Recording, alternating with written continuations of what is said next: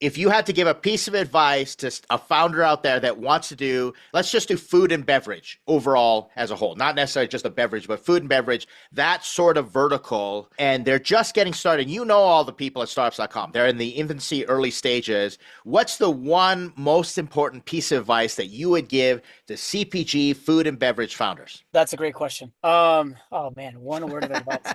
I gotcha.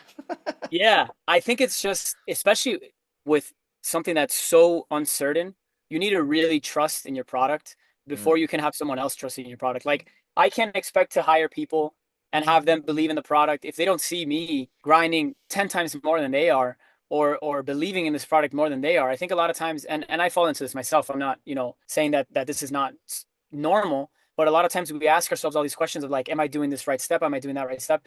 And at the end of the day, you know your product more than anyone because you created it.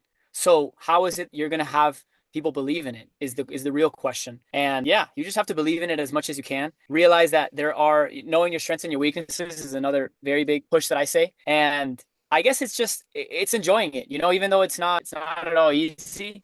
You have to enjoy it. There's a whole startup therapy podcast on how stressful it can be to be a founder. And obviously there's, we talk about the bad side, and we have Ed as my basically my therapist. But on the positive side, you're creating something and people are buying it. I mean, how cool is that? That's like the best thing on earth, for me at least. that's totally cool. You have cracked about $500,000 in sales, if I'm not mistaken. Aren't you in that range? Close, yeah. Right? Close. And you're only one distributor away from cracking that million. 0 to 1 million is super tough. 1 to 10 is hard, but 10 to 100 million, they say it's inevitable if you've learned all your lessons possible. So we're going to be rooting for you, Shadi.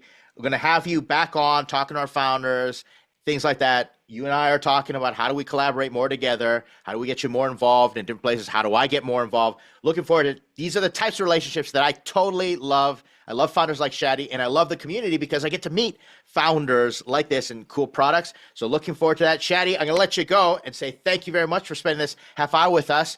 We're going to talk to you soon.